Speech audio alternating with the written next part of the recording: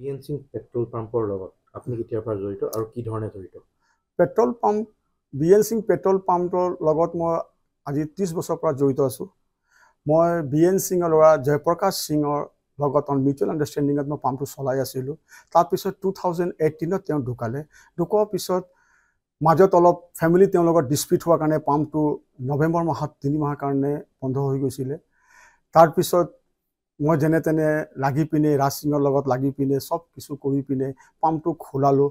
মাকু মোটৰ জয়পুৰ পাম্পো আছিলে, তেখেতৰ ফেমিলিৰ ভিতৰত আমি এটা পাম্প দি দিলোঁ আৰু তাৰপিছত এই পাম্পটো চলাই আছিলোঁ।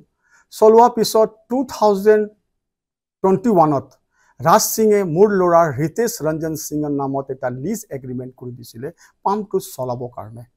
আৰু পাম্পটোত যিমান পইচা লাগিছে, যি ইনফ্ৰাষ্ট্ৰাকচাৰ IOCL কেনপি বনাইছে, চেছ বিল্ডিং বনাইছে, পেভাৰবোৰক লগাইছে, সেইবোৰ কাম কৰিছে, টয়লেট বনাইছে, বাকি যিমান এক্সট্ৰা এচেচৰিজ আছে, যোনটো এমিনিটিজ আছে, সেই এমিনিটিজ গোটা মই লগাইছোঁ। তাত ৰাজ সিঙে এক পইচাও দিয়া নাই। আৰু কৰি পিনে মই এই পাম্পটো চলাই আছিলোঁ। তাৰপিছত মোৰ পুতেকে ৰিতেশ ৰঞ্জন সিঙে 1 এপ্ৰিল 2021ৰ পৰা চলাই আছিলে। আৰু এজ পাৰ দ্য এগ্ৰিমেণ্ট তেখেত কৈছে কি এগ্ৰিমেণ্টটো 2024ত এক্সপায়াৰ হৈ গৈছে বুলি।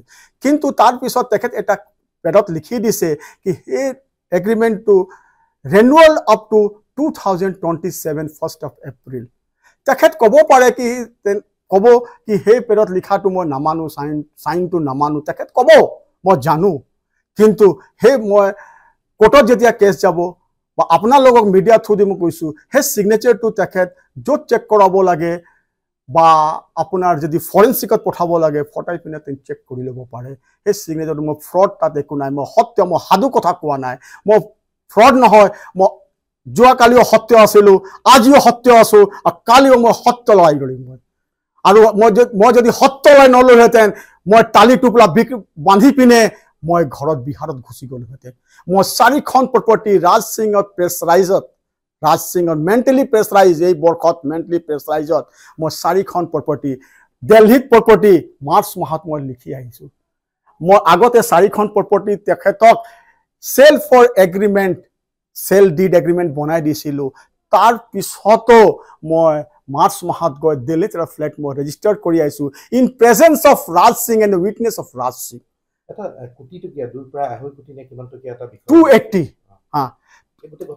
একদম কৈ আছোঁ আপোনাক মই। তাৰপিছত এয়াৰ ফ্লেটকেইটা সব দি দিলোঁ সব। কিন্তু ৰাজ সিঙক মই সুধিলোঁ কি কিমান টকাত মোৰ প্ৰপাৰ্টি বিকি আছে আৰু 280ত কিমান মাইনাছ কৰিব।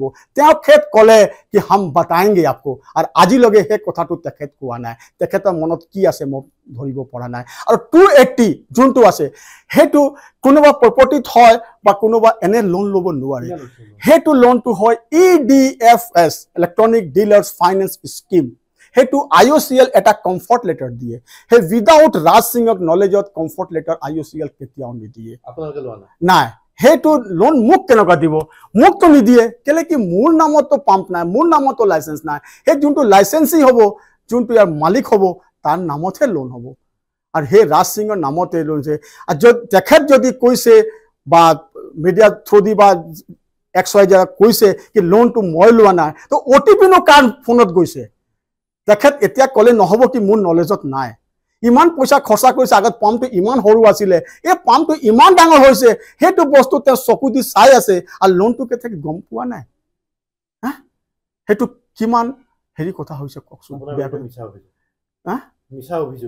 মিছা অভিযোগ হৈছে, মিছা অভিযোগ।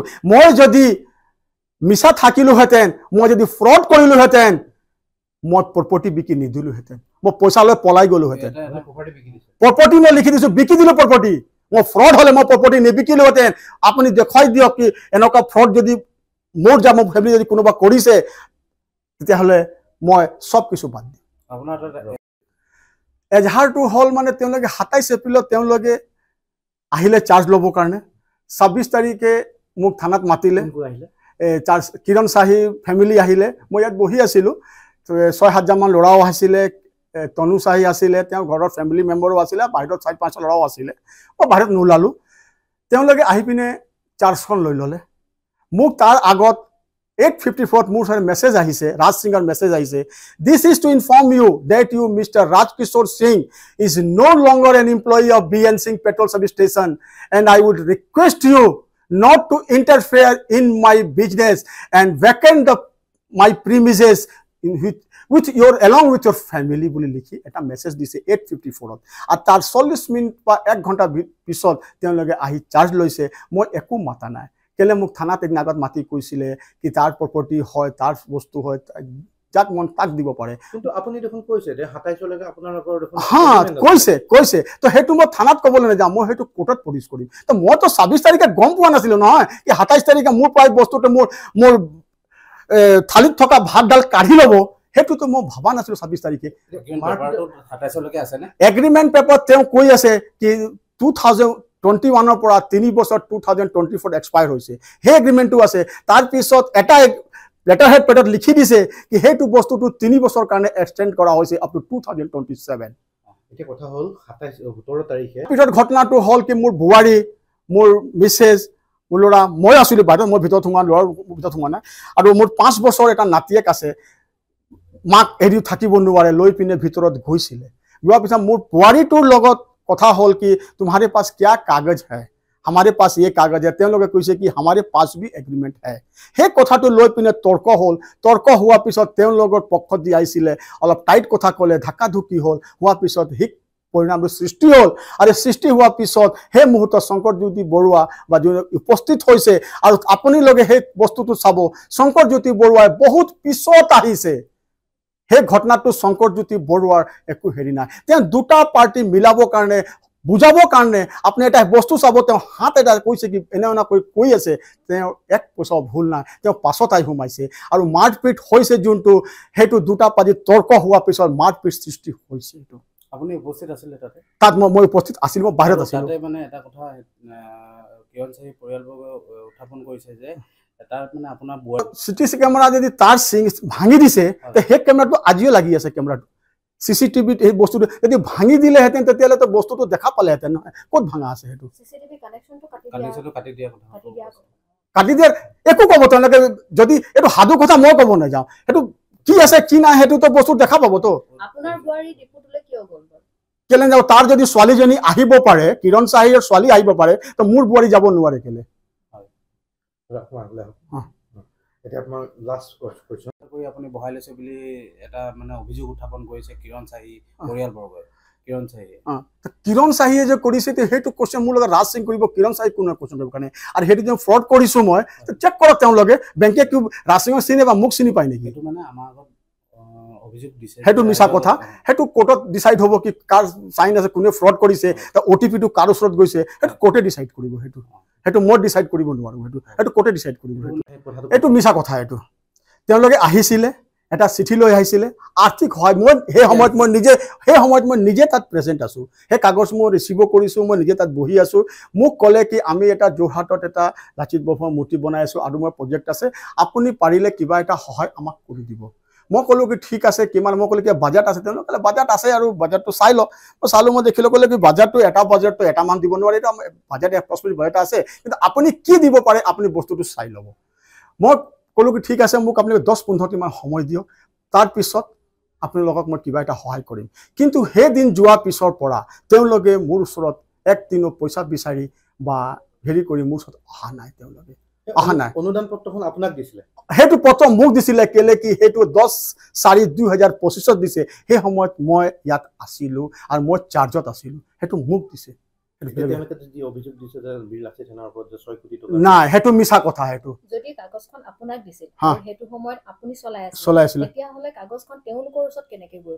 অফিচত আছিলে কাগজখন, অফিচত কাগজখন আছিলে। তেওঁলোকে এটা সিচুৱেশ্যন ক্ৰিয়েট কৰি আছে, অফিচৰ পৰা কাগজটো লৈ পেলাই দেখুৱাই পিনে সিচুৱেশ্যন ক্ৰিয়েট কৰি আছে তেওঁলোকে। এটা ফাইলত ৰাখিছিল। আমাৰ যিমান বস্তু আহে, যিমান কাগজ আমাৰ অফিচত, সেইটো ঘৰত থোৱা বস্তু নহয়, আমি তাত অফিচত থৈছিলোঁ। আপোনাক দাবী কৰিছিলে নি পইচা? না, পইচা দাবী কৰা নাই, একো নাই। তেওঁলোকে আৰ্থিক সহায় বিচাৰিহে কৈছে, দাবী কৰা নাই বা একো উল্টা পুল্টা কথাও কোৱা নাই।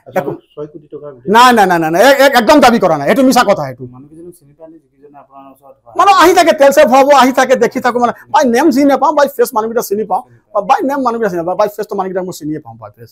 কিন্তু মানুহকেইটাই পইচাৰ ডিমাণ্ড কৰা নাই তেওঁলোকে আৰ্থিক অনুদানহে বিচাৰিছিলে আৰু মই ভাবিছিলোঁ তেওঁলোকে যোৱাৰ পিছত ঠিক আছে কেতিয়াবা আহিলে 5,000 টকা মই দি দিম বুলি মই ভাবিছিলোঁ কিন্তু তেওঁলোকে মোক যোগাযোগ কৰা নাই আৰু অহা নাই পইচাও আজিলৈকে লোৱা নাই আৰু এটা কথা আৰু তেওঁলোকে কৈছে কি যদি পইচা যদি আপোনাক অনুদান কৰিব লাগে আপুনি একাউণ্টত দিব আমাক কেছ পইচা নিদিব আপোনাক আমি একাউণ্ট নম্বৰ দি দিম নাই নিদিলোঁ মই পইচা এক পইচা মই দিয়া আৰু এটা কথা ক'ব খুজিছোঁ যে একদম এক পইচা জড়িত নাই তেওঁ আপুনি দেখিব তেওঁ সৃষ্টি হোৱা বহুত পিছত আহিছে আৰু তেওঁ মাজত পৰি পিনে মানুহক বচাইছে বুজাইছে তেওঁ সেইটো কাজিয়াত একেবাৰে নাই একেবাৰে লিপ্ত নাই সেইটো মই কালিও কৈছোঁ আজিও কম কালিও কম সেইটো সাধু কথা নহয় সেইটো